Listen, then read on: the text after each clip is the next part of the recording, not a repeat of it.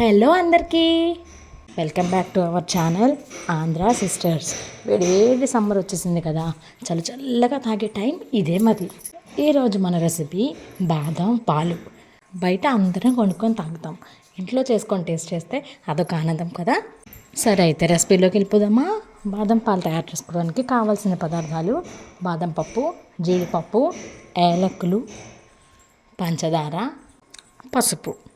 Stove on చేసుకుని గిన్నె పెట్టుకోండి. గిన్నెలో 2 కప్స్ వరకు నీళ్లు పోసి 1 కప్ బాదం పప్పులు దాంట్లో వేసి పూర్తిగా ఉడకనివ్వాలి.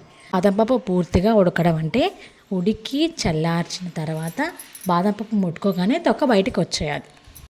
అలా ఉడికిన బాదం పప్పులన్నిటిలో నీళ్ళు వడబోసేసుకొని తొక్కలు తీసి పక్కన అట్టే పెట్టుకోండి. ఈలోగా స్టవ్ ఆన్ చేసి ఇంకో బండి పెట్టుకుని దాంట్లో ఈ తొక్క తీసుకుని ఉంచుకున్న బాదం పప్పులు 1/2 కప్ దాకా జీడిపప్పుని వేసి దోరగా వేయించుకోండి. దోరగా వేగిన తర్వాత బాదం పప్పుని జీడిపప్పుని చల్లారనివ్వండి. చల్లారిన బాదం పప్పుని జీడిపప్పుని మిక్సీ జార్లో వేసుకుని ఒక 1/2 కప్ వరకు పంచదార వేసుకుని 4 యాలకులు కొంచెం పసుపు వేసి కోర్స్గా బ్లెండ్ చేసుకోవాలి. ఇలా కోర్స్గా బ్లెండ్ చేసుకున్న బాదం పప్పు, జీడిపప్పు, పంచదార పౌడర్లో కొంచెం సన్నగా తరిగి పెట్టుకున్న బాదం పప్పు, జీడిపప్పు ముక్కల్ని కూడా యాడ్ చేసుకుని పక్కన పెట్టుకోవాలి.